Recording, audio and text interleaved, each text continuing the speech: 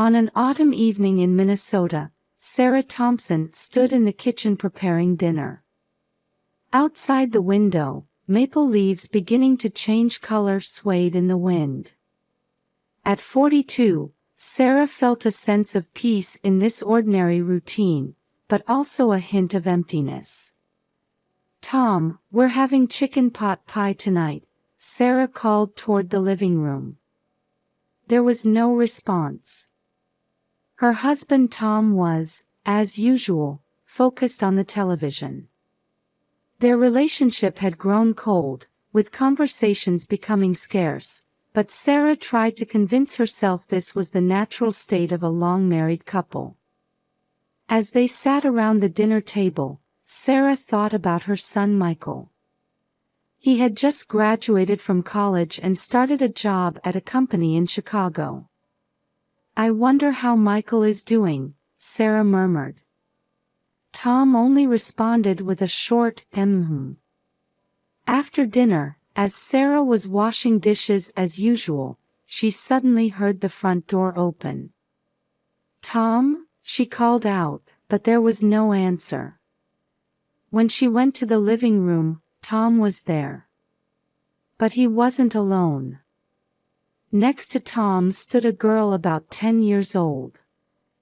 The girl's figure was dimly visible in the darkened living room. Sarah was confused and speechless. "Sarah, we need to talk." Tom's voice was low, filled with tension. "Tom, who is this?" Sarah's voice trembled. Tom let out a deep sigh and said, "Emily. You raise her," before heading towards the front door. "Tom. Wait. What do you mean?" Sarah desperately tried to stop her husband, but Tom opened the door and left without looking back. The sound of the door closing broke the silence. It was the moment Sarah and Emily were left alone. Sarah couldn't contain her shock and leaned against the wall. "Is this a dream?" "Yes, it must be a dream," she whispered to herself. However, the presence of the girl before her eyes forced her to face reality. Emily's small voice brought Sarah back to her senses. "I'm sorry. Emily, right?" Sarah tried to smile gently, but her facial muscles wouldn't cooperate. And at that moment, Sarah gasped. As she stared intently at Emily's face, familiar features caught her eye. The color of those eyes, the shape of that nose, and the curve of that faint smile. As if looking in a mirror, there was a resemblance to her deceased sister, Lisa. Sarah's body began to tremble. The word "no way" escaped faintly from her lips. Emily looked up at Sarah with an anxious expression. "Emily, is your mother's name?" "Lisa." Sarah's voice was shaking. Emily nodded slowly. "Yes, but Mommy's not here anymore." At those words, something crumbled inside Sarah. It had been 5 years since Lisa's death. All this time, she hadn't known Lisa had a child. And now, that child was standing right in front of her. Sarah knelt down, lowering herself to Emily's eye level. "Emily. I'm your aunt. Lisa was my sister." Tears welled up in Emily's eyes. The two just stared at each other without words. Only the ticking of the clock marked this moment of surprise and confusion. Sarah's mind was swirling with questions and emotions that kept surfacing one after another. Sarah took a deep breath, trying to calm her emotions. Emily, standing before her, couldn't hide her exhaustion and anxiety. "Come on, Emily.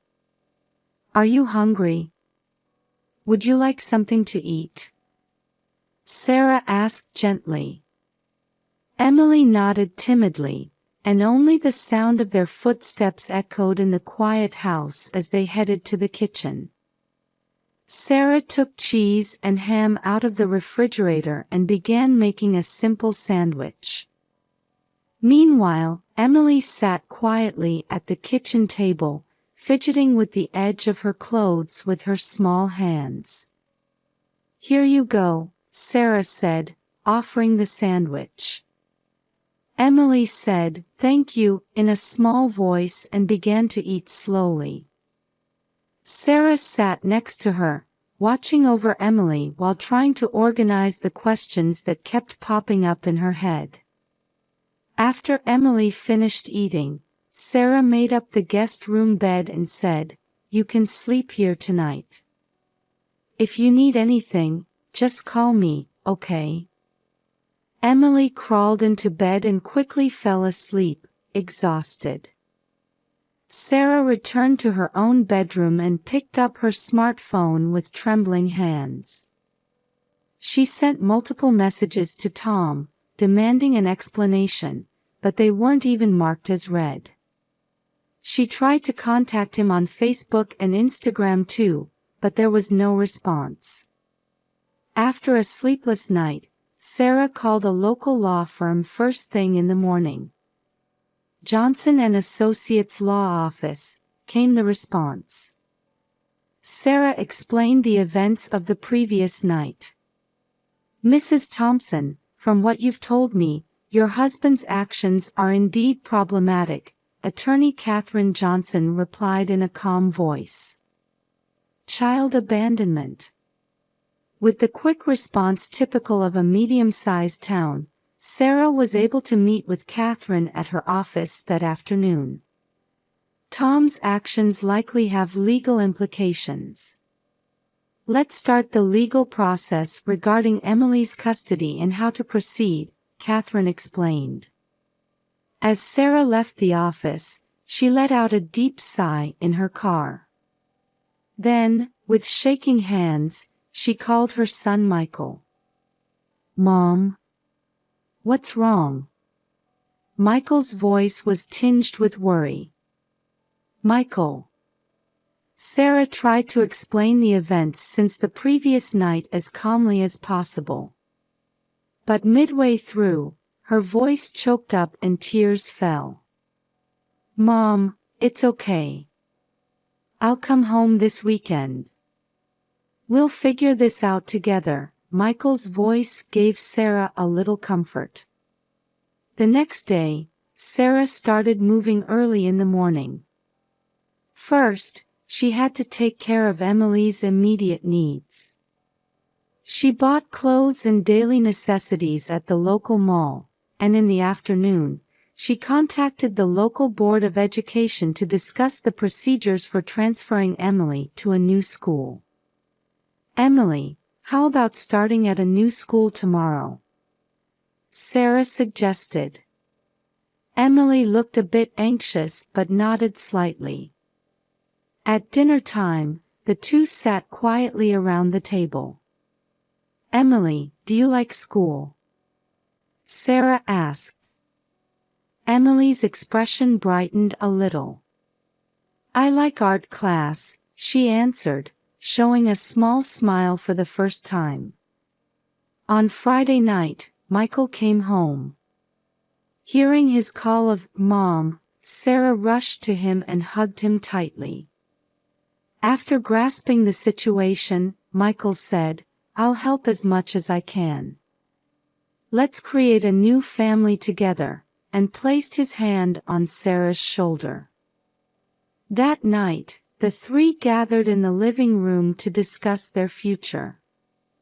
Emily seemed a bit nervous, but as Michael spoke to her with humor, she gradually relaxed. The weekend passed, and it was time for Michael to return to work. At the front door, Michael said, "I'll come back soon," and Emily replied in a small voice, "I'll be waiting." Hearing those words, Sarah and Michael exchanged glances and smiled. After seeing him off, Sarah took a deep breath. There were still many challenges ahead, but she felt she could move forward one step at a time. It was a morning that gave her that feeling. Around the time Emily was starting to get used to school, Sarah quietly decided to make her next move. On Catherine's recommendation, Sarah contacted private investigator Jack Morrison. Jack's office was on the second floor of an old building. "Mrs. Thompson, it will take time to understand your husband's behavior patterns," Jack explained. "But I promise to uncover the truth." A few weeks later, Jack contacted Sarah. "I've received some important information. I'd like to meet with you in person to discuss it." That afternoon, Sarah visited Jack's office with a tense expression. "Mrs. Thompson, this is going to be difficult to hear," Jack began cautiously. "It's about your husband Tom, and your sister Lisa." As Sarah listened to Jack's story, the color drained from her face. Tom had been having an affair with Lisa for years. And even after Lisa's death, Tom had secretly continued to raise Emily. But why now? Sarah's voice was shaking. "That's another problem," Jack continued. "I got information from Tom's colleague. Tom is preparing to move abroad with a young woman." Sarah left the office in a daze. She sat in her car for a long time, her mind in chaos and her chest feeling crushed with pain. The next day, Sarah visited Catherine's office with a firm resolve. "I want to start divorce proceedings," Sarah said quietly but with a determined tone. Catherine looked at Sarah sympathetically and began to explain, "I understand. First, gaining custody of Emily is our top priority. At the same time, we'll investigate the possibility of Tom hiding assets. We'll seek a fair division of property." As the legal proceedings progressed, Sarah decided to take a step towards independence. She found a part-time job at the local library. "I'm a bit nervous about working in a new environment, but I want to move forward on my own," Sarah told the interviewer. A few weeks after starting work, Sarah gradually began to regain her confidence. Not only was she able to support the household, but she also started building new relationships. Meanwhile, her relationship with Emily was also deepening. One evening when Sarah returned from work, Emily was drawing something at the kitchen table. "Emily, what are you drawing?" Sarah asked. Emily showed her the picture a bit shyly. It depicted Sarah and Emily walking hand in hand. "Is this us?" Sarah's voice trembled slightly. Emily nodded and said in a small voice, "I feel safe when I'm with you, Aunt Sarah." Sarah hugged Emily impulsively. "Emily, thank you," she said, tears welling up in her eyes. That night, while making dinner together, Sarah began to slowly share memories of Emily's mother, Lisa. "Your mother was a very kind person," she said. Emily listened with great interest. Each time Emily said, "Tell me more," Sarah unraveled more precious memories. Before bed, as Sarah was reading a picture book to Emily in her room, Emily suddenly asked, "Aunt Sarah, can I call you Mom?" Sarah was at a loss for words and just hugged Emily tightly. At that moment, she felt their bond deepen even further. A new chapter in their lives had begun. There were still many challenges ahead, but Sarah and Emily would move forward one step at a time, supporting each other. Sarah began to feel a new bond forming through her days with Emily. One night, when Emily woke up from a nightmare, Sarah gently embraced her and whispered, "It's okay. I'm here with you."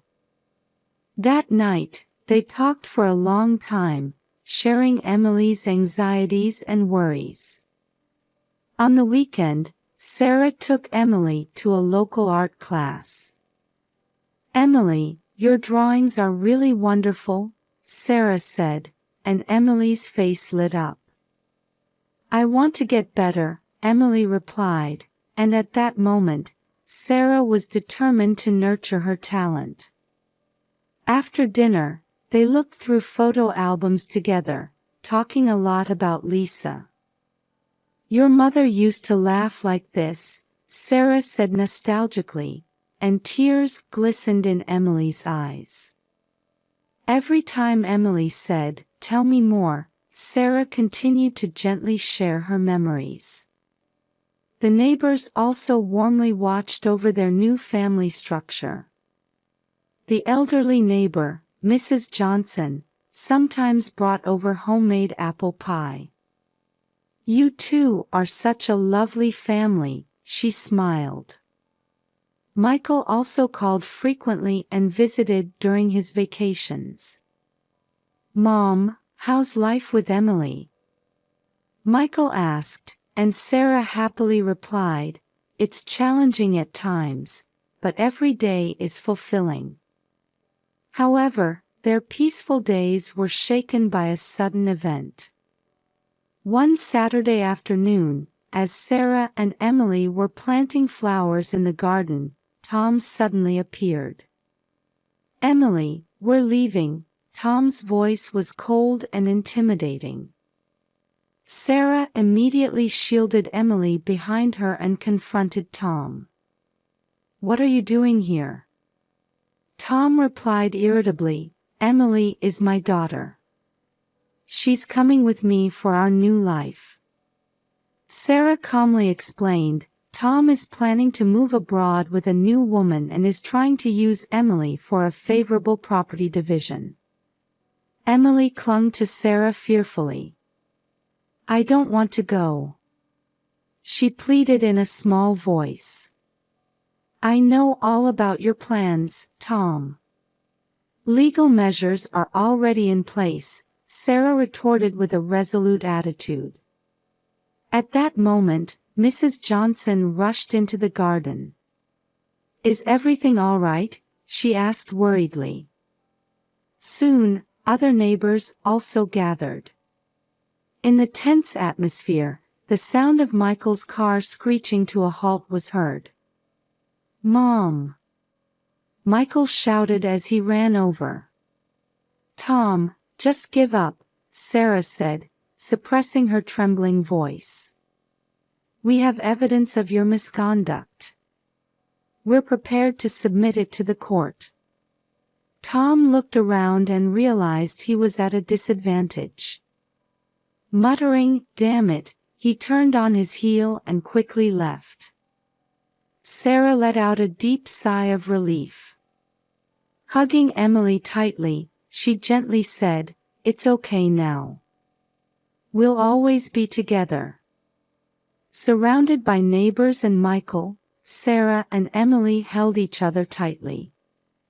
Having overcome this crisis, their bond had grown even stronger.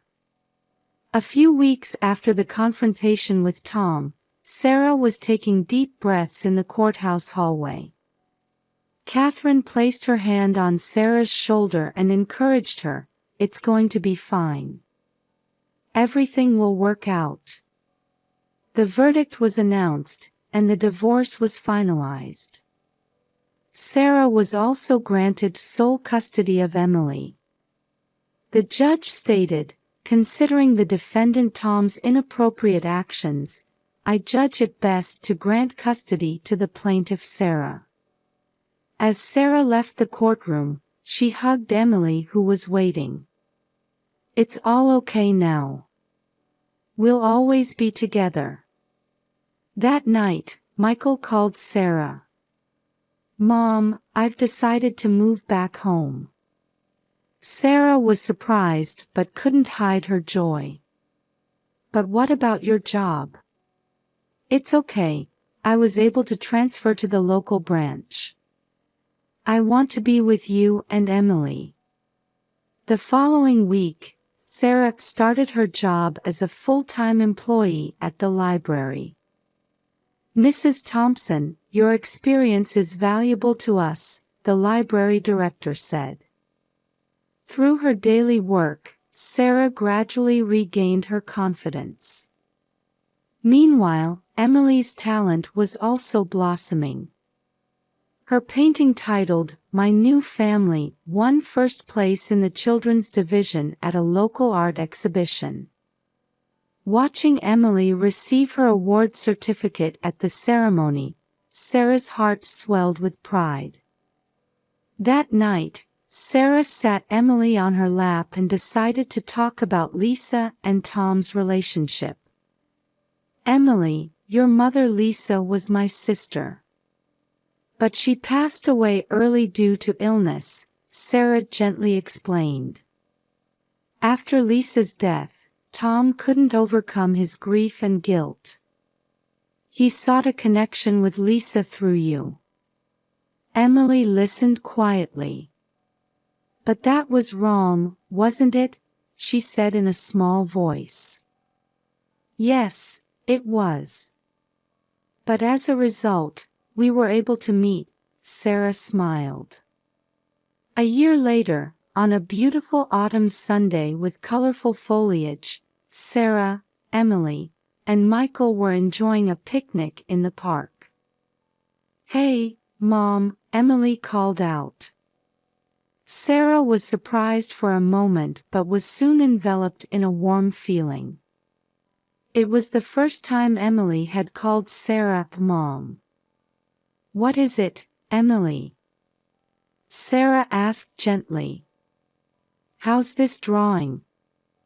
Emily showed her sketchbook. It depicted the smiling faces of the three of them. "It's wonderful," Sarah said, deeply moved. The drawing was later displayed at a local event called the Family Bonds exhibition, touching the hearts of many people. Sarah had begun local activities to support single mothers, using her own experiences. "I hope our experiences can be of help to someone," Sarah said. With Michael nodding beside her and Emily happily looking around, Sarah felt happiness. Their new life, having overcome difficulties, was set to shine even brighter.